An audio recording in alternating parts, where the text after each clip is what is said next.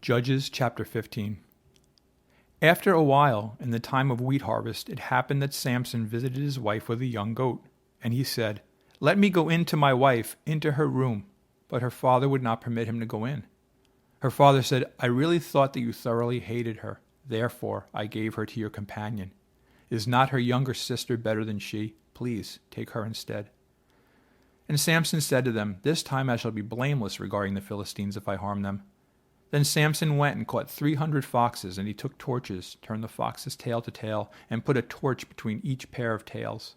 When he had set the torches on fire, he let the foxes go into the standing grain of the Philistines, and burned up both the shocks and the standing grain, as well as the vineyards and olive groves. Then the Philistines said, "Who has done this?" And they answered, "Samson, the son-in-law of the Timnite, because he has taken his wife and given her to his companion." So the Philistines came up and burned her and her father with fire.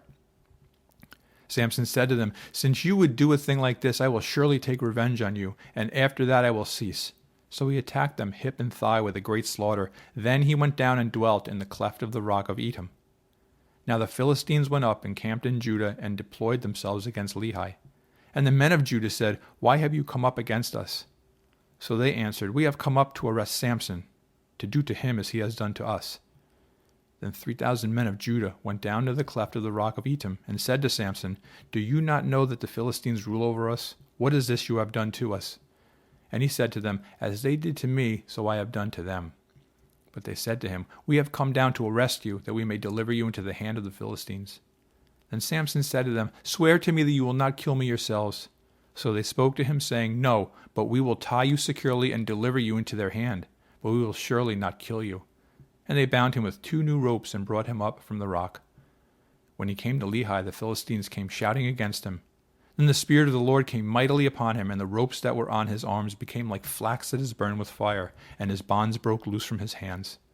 He found a fresh jawbone of a donkey, reached out his hand and took it, and killed 1,000 men with it. Then Samson said, "With the jawbone of a donkey, heaps upon heaps. With the jawbone of a donkey I have slain 1,000 men." And so it was, when he had finished speaking, that he threw the jawbone from his hand and called that place Ramath-Lehi. Then he became very thirsty.